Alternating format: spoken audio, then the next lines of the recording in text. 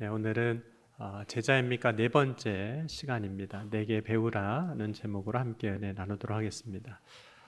예수님께서 하나님 아버지의 뜻을 이루기 위해서 이 땅에 오시고 공생애를 시작하시면서 하신 일 가운데 하나가 제자를 택하시고 부르시는 일이었습니다. 그리고 그 제자들을 부르신 이후에 하신 일이 가르치시는 일입니다. 마태복음 4장 23절 말씀 다시 보면 예수께서 온 갈릴리에 두루 다니사 그들의 회당에서 가르치시며 천국 복음을 전파하시며 백성 중에 모든 병과 모든 약한 것을 고치시니.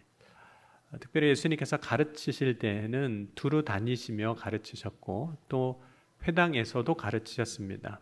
예수님께서 두루 다니셨고 또 회당에서 가르치셨다면 그 가르침의 대상이 예수님이 택하고 부르신 12명의 제자들만을 위한 것은 아니라는 뜻입니다. 왜냐하면 회당에는 그 당시 유대인들이 모였고 또 예수님이 두루 다니실 때에는 두로와 시돈 그리고 데가벌리와 같은 이방인들의 땅에도 가셨습니다. 그렇기 때문에 예수님을 따르려고 했던 사람들 가운데 많은 사람들이 이방인들까지도 예수님 앞에 모여들었습니다. 마태복음 4장 25절 보면 갈릴리와 데가벌리와 예루살렘과 유대와 요단강 건너편에서 수많은 무리가 따르니라.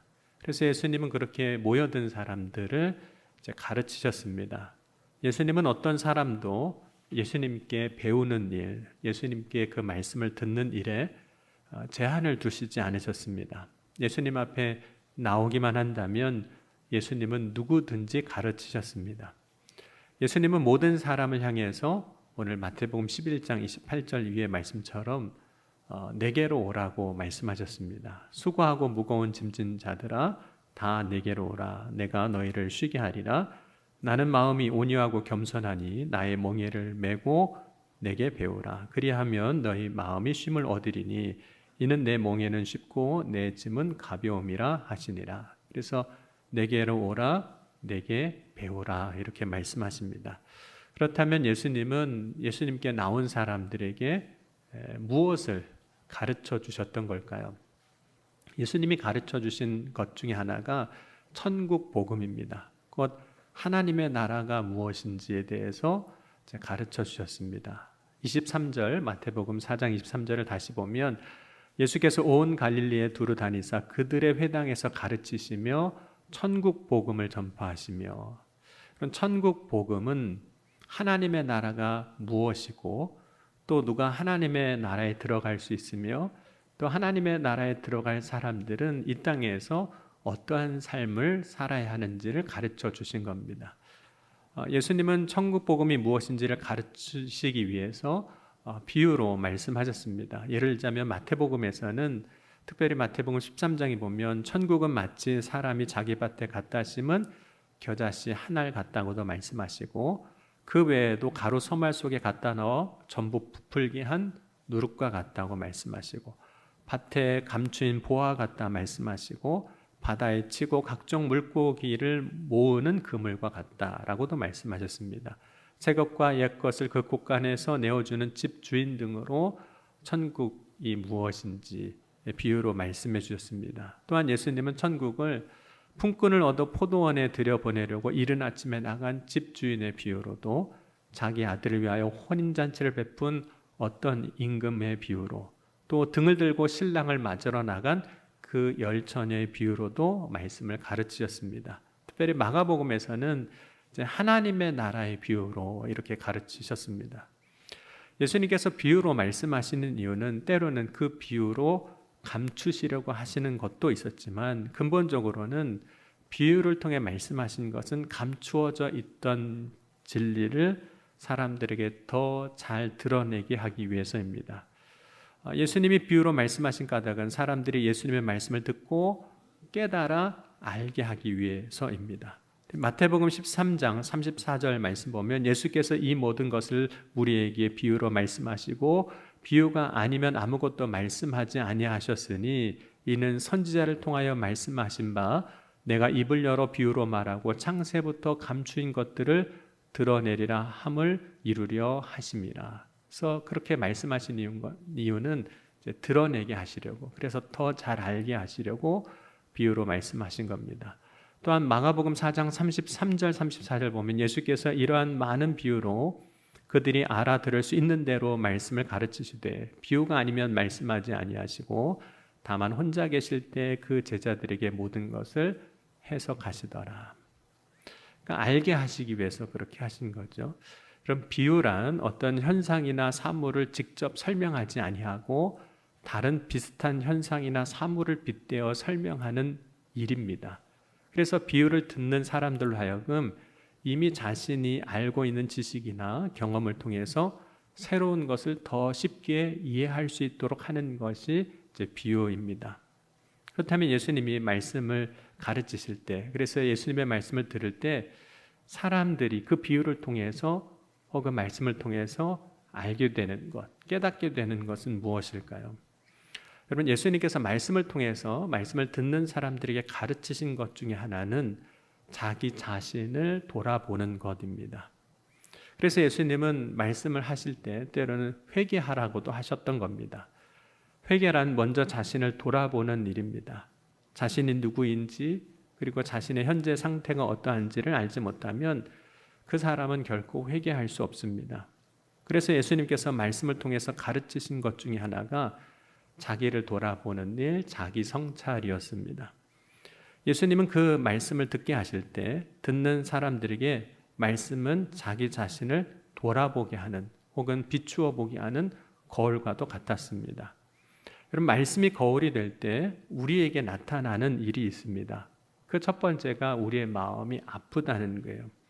왜냐하면 말씀이 거울이 되어 우리 자신을 보게 될 때 말씀은 검과 같기 때문입니다.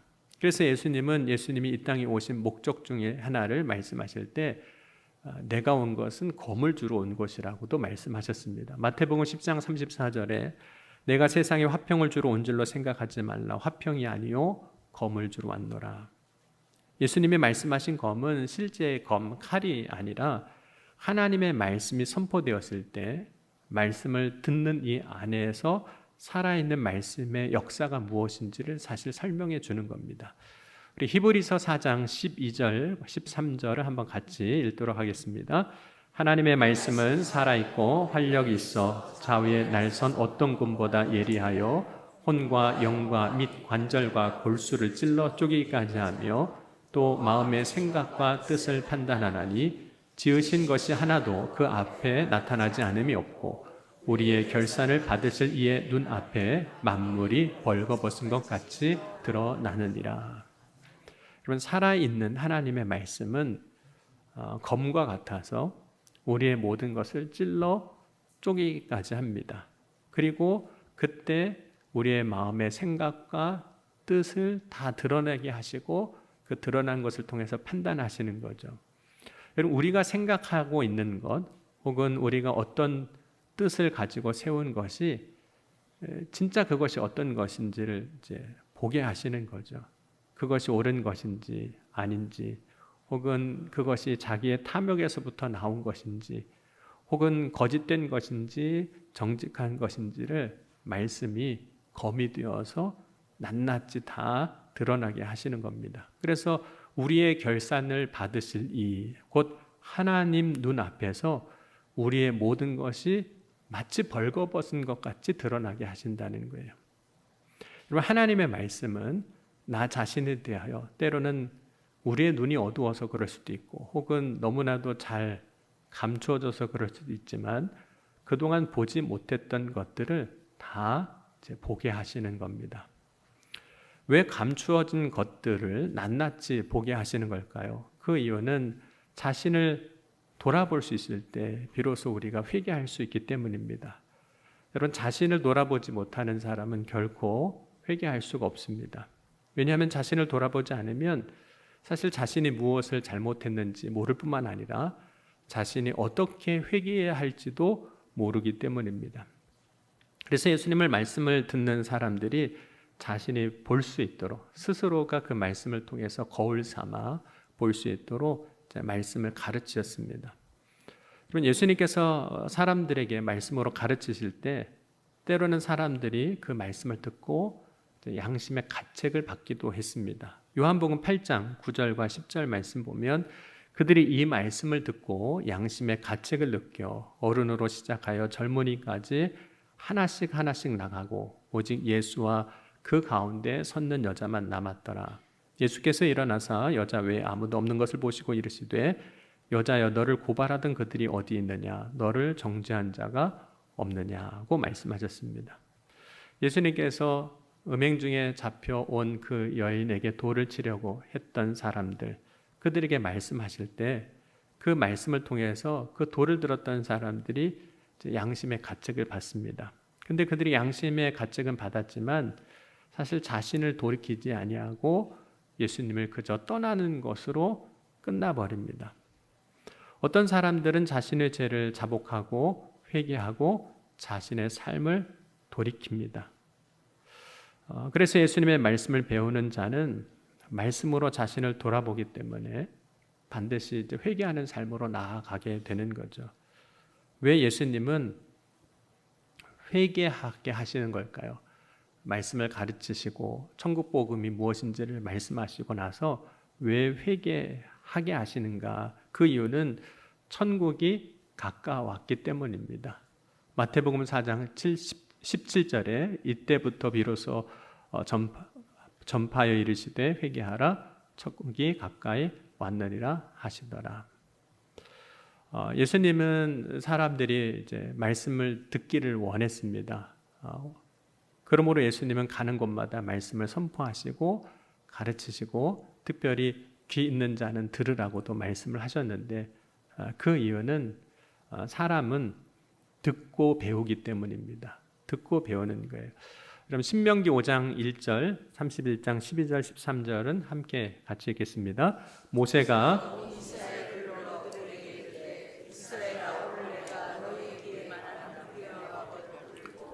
그것을 배우며 지켜 행하라. 곧 백성의 남녀와 어린아이와 내 성읍 안에 거류하는 타국인을 모으고 그들에게 듣고 배우고 내 하나님 여호와를 경외하며 이 율법의 모든 말씀을 지켜 행하게 하고 또 너희가 요단을 건너가서 차지할 땅에 거주할 동안에 이 말씀을 알지 못하는 그들의 자녀에게 듣고 내 하나님 여호와 경외하기를 배우게 할지니라. 사람은 듣고 배웁니다. 모든 사람이 다 듣고 배우는 거죠. 그러나 예수님은 사람들이 듣고 배울 때 배우는 것은 새로운 지식을 배우는 것이기도 하지만 새로운 지식을 배우는 것으로 끝나길 원하지 않으셨습니다. 그런 예수님이 말씀을 가르치실 때 그 말씀을 듣고 많은 사람들이 놀라워했습니다. 특별히 예수님이 12살 때 절기 때 성전에 올라가시고 거기서 제사장들과 이렇게 대화하는 것을 본 사람들이 예수님의 지혜와 그 대답하는 것을 이제 놀랍게 여깁니다. 누가복음 4장 26절 27절 보면 사흘 후에 성전에서 만난즉 그가 선생들 중에 앉으사 그들에게 듣기도 하며 묻기도 하시니 듣는 자가 다 그 지혜와 대답을 놀랍게 여기더라. 또 예수님을 시험하려고 세금 문제에 대한 질문을 했던 그 바리새인들, 세금은 누구에게 바쳐야 되느냐고 했던 그 질문에 대답하시는 것을 보고 사람들은 그 예수님의 가르치심에 놀랍니다. 마가복음 12장 16절 17절 보면 가져왔거늘 예수께서 이르시되 이 형상의 이 글이 누구의 것이냐 이르되 가이사의 것이니라. 이에 예수께서 이르시되 가이사의 것은 가이사에게 하나님의 것은 하나님께 바치라 하시니 그들이 예수께 대하여 매우 놀랍게 여기더라. 또 부활이 없다고 여겼던 사두개인들이 이제 형이 죽고 계속 동생과 결혼한 한 여자가 부활할 때 누구의 아내가 되는지를 묻습니다. 사두개인들은 예수님을 시험하려고 물었던 질문이었음에도 불구하고 예수님이 답하시는 것을 들었을 때 사람들은 그 대답을 듣고 이제 놀라워합니다. 마태복음 22장 33절 34절에 무리가 듣고 그의 가르침에 놀라더라. 예수께서 사두개인들로 대답할 수 없게 하셨다 함을 바리새인들이 듣고 모였는데 사람들이 예수님의 그 말씀을 듣고 그 가르침에 놀랐던 이유가 뭘까요? 그 이유는 단지 율법을 더 잘 가르쳤기 때문이 아닙니다. 예수님이 가르쳐 주시는 것은 사람들이 논박할 수 없을 정도로, 대답할 수 없을 정도로 말씀하셨기 때문이에요. 그 얘기는 곧 예수님이 말씀하실 때 그 말씀은 진리 그 자체였다는 뜻입니다. 사람들은 예수님의 말씀을 통해서 선포되는 그 진리 앞에서 어떤 것으로도 자기 자신을 싸울 수 없었고, 그 진리를 이제 부정할 수가 없었던 거죠. 사람들은 예수님의 말씀을 듣고 이제 진리를 알게 된 겁니다. 그러니까 말씀을 듣고 진리를 깨닫고 배우게 된 거죠. 하지만 사람들이 자신이 깨닫게 된 그 진리 그대로 사는 것은 또 다른 문제입니다. 예수님이 말씀하신 것이, 그 말씀이 진리인 것은 인정하지만 사람들은 진리와 상관없이 또 살아가기 시작했습니다. 사람들이 예수님으로부터 듣고 배웠지만 배운 대로 혹은 깨달은 대로 혹은 진리대로 살지 않았던 겁니다. 여러분, 우리가 많이 들으면 우리의 지식은 커집니다. 그런데 아무리 많은 지식을 가지고 있다 할지라도 그 진리 안에서 행함이 없으면 그 지식은 사실 아무것도 아닙니다. 야고보 사도는 행함이 없는 믿음이 헛것이며 행함이 없는 믿음 그 자체가 죽은 것이라고 했습니다. 마찬가지로 진리를 알지만 행함이 없는 지식은 헛것이 되고 행함이 없는 진리는 아무것도 아닌 것이 되어버립니다. 그러므로 말씀을 듣고 배웠다면, 말씀을 듣고 진리를 깨달았다면 그 배운 것을, 깨달은 것을 우리 삶으로 살아내야 합니다. 그럼 오늘 이 아침에 저와 여러분은 듣고 알게 된 주의 말씀을, 진리를 행할 수 있는 저와 여러분이 될 수 있기를 주의 이름으로 간절히 축원합니다. 예수님의 말씀을 가르치실 때 사람들은 이제 듣고 배웁니다. 그런데 또 어떻게 배우냐면 보고 배우는 거예요. 예수님은 예수님을 따랐던 사람들이 예수님의 삶을 보길 원하셨습니다. 그래서 예수님은 가는 곳마다 예수님이 기적을 행하시는 것, 또 그들을 대하시는 그 모든 것들을 보여주셨어요. 그리고 제자들과 함께 늘 동행하셨던 겁니다. 그 이유는 사람은 보고 배우기 때문입니다. 그렇다면 예수님을 따르려고 하는 사람들에게, 제자들에게, 또 예수님 앞에 나왔던 사람들에게 뭘 보여주셨던 걸까요? 제자들과 동행하면서 제자들에게 예수님은 자신의 어떤 삶을 보여주셨을까요? 예수님이 공생애를 사시는 동안 제자들에게, 따르는 사람들에게 보여주셨던 삶을 몇 가지 단어로 정리해 보면 이렇게 정리할 수가 있습니다. 예수님이 보여주신 삶은 겸손이요, 섬김이요, 순종이요, 사랑이요, 용서입니다. 먼저 예수님은 하나님의 아들이심에도 불구하고 하나님과 동등됨을 취하지 아니하시고 육신을 입고 세상에 오셨습니다. 빌립보서 2장 6절에서 8절입니다. 그는 근본 하나님의 본체시나 하나님과 동등됨을 취할 것으로 여기지 아니하시고 오히려 자기를 비워 종의 형체를 가지사 사람과 같이 되셨고 사람의 모양으로 나타나사 자기를 낮추시고 죽기까지 복종하셨으니 곧 십자가에 죽으심이라. 뿐만 아니라 예수님은 예루살렘 성의 마지막 십자가 지시전에 올라갈 때 사람들이 환호를 합니다. 다윗의 자손이라고.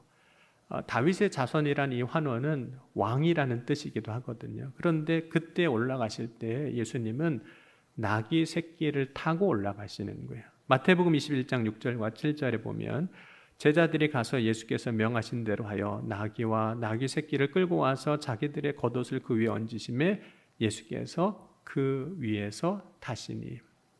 그래서 예수님께서 보여주신 삶의 한 모습은 겸손이 무엇인지를 보여주셨습니다. 두 번째로 예수님께서 삶을 통해서 보여주신 것은 무엇이냐면 섬김입니다. 섬김이 무엇인지를 보여주신 거예요. 특별히 예수님께서 제자들이 이제 발을 다 씻겨주십니다. 발은 신체 육체 중에 제일 더럽다고 여겨지는 한 부분이었는데 예수님이 그 발을 다 씻겨주시는 거예요. 그리고 그 일을 예수님이 왜 하시는지에 대해서 이렇게 말씀하셨습니다. 너희에게 본을 보여주려고 이렇게 했노라. 우리 요한복음 13장 14절 또 15절은 같이 읽겠습니다. 내가 주와 또 선생이 되어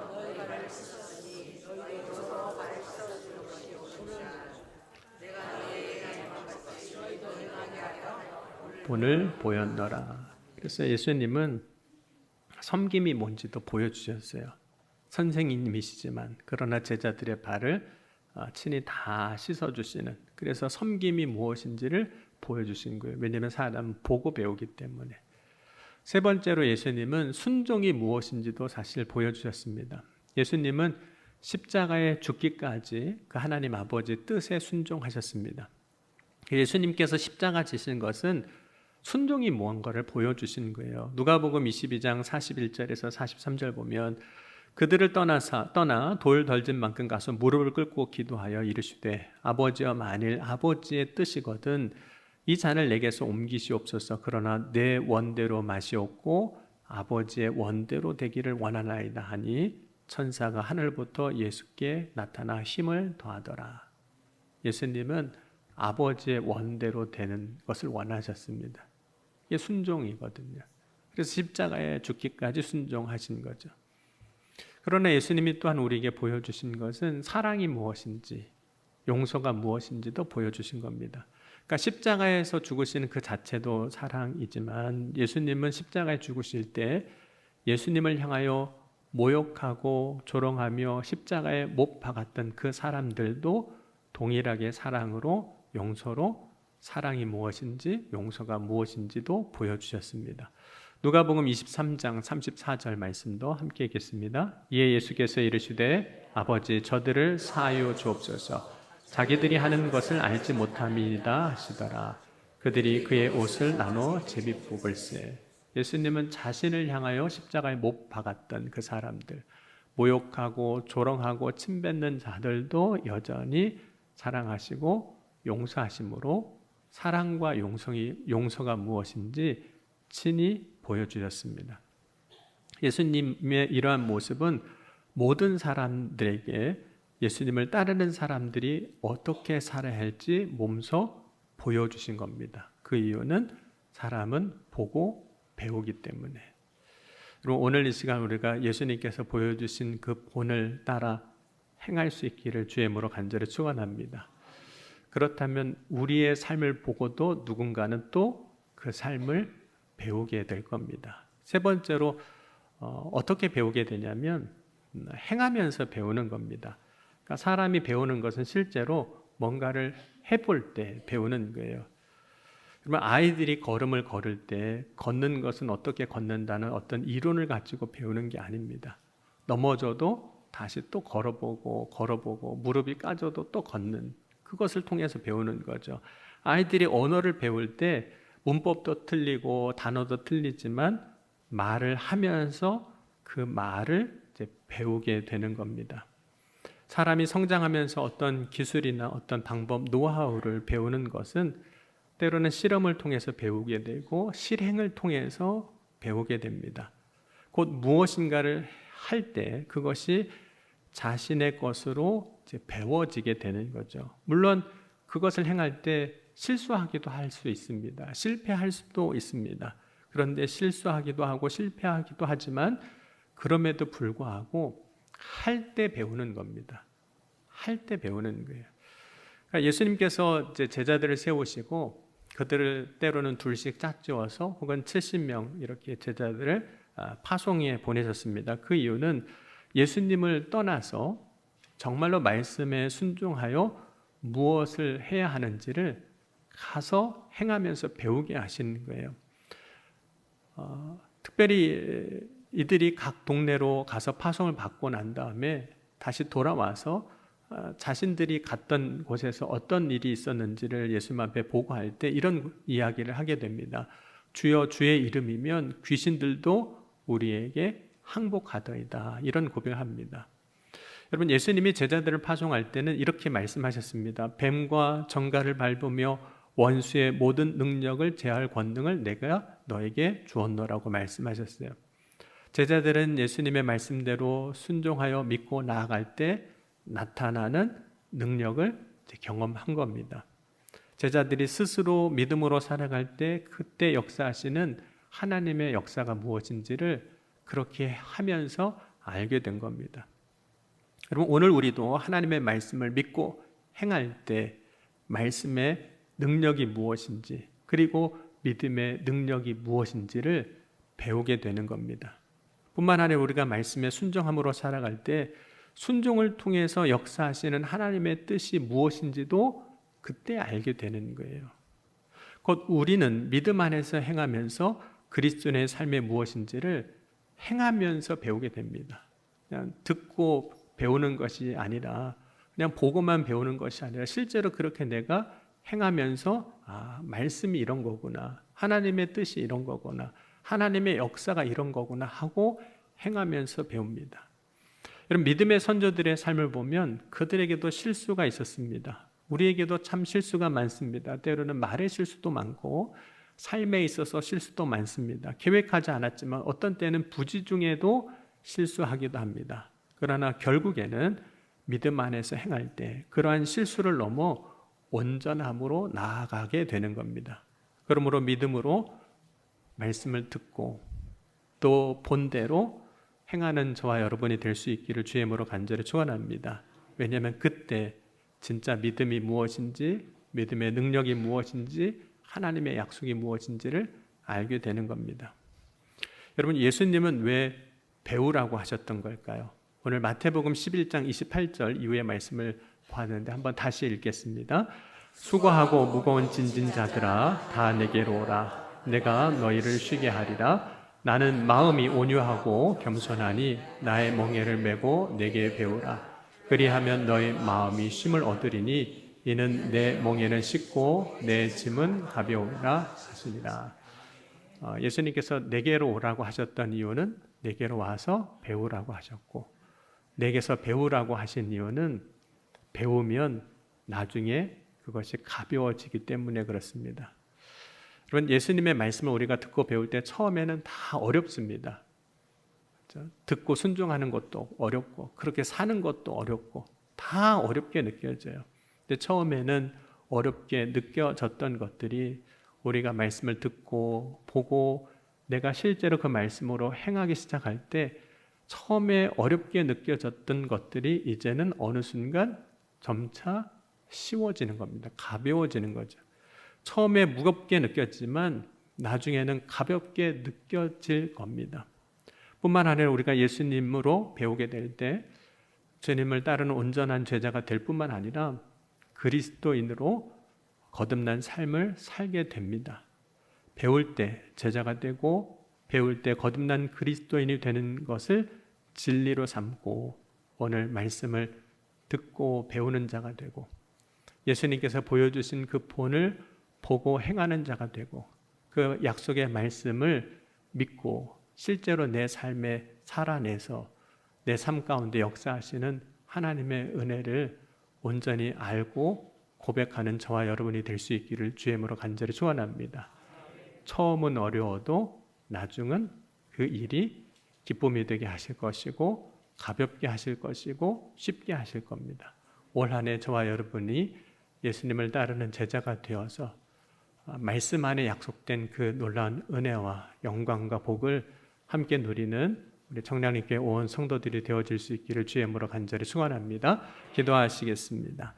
이 시간 함께 기도할 때 주님, 오늘 이 시간 말씀을 듣고 배우는 자가 되게 하시고 주님께서 이미 보여주신 본을 보고 배우는 자가 되게 하시고 그 약속을 진리를 결론 삼아서 내 삶의 행함으로 배우는 자가 되게 하여 주셔서 주님이 약속하신 놀라운 은혜와 축복의 그 결실이 우리의 삶에 열매로 맺어지는 은혜의 때를 누리게 하여 주옵소서. 이 시간 함께 우리 말씀을 기억하면서 기도하시겠습니다. 지금도 살아계시고 역사하신 하나님 아버지 감사합니다. 오늘 이 아침에도 주의 말씀을 듣는 자가 되게 하시고 이미 주님께서 보여주신 그 본을 따라 살아가게 하시고 이미 보여주신 그 약속의 진리를 진리 삼고 결론 삼고 오늘 나의 삶의 자리에서 행함으로 그 약속의 말씀 안에 주신 놀라운 은혜와 축복을 누리는 복된 삶을 이루어가게 하여 주옵소서.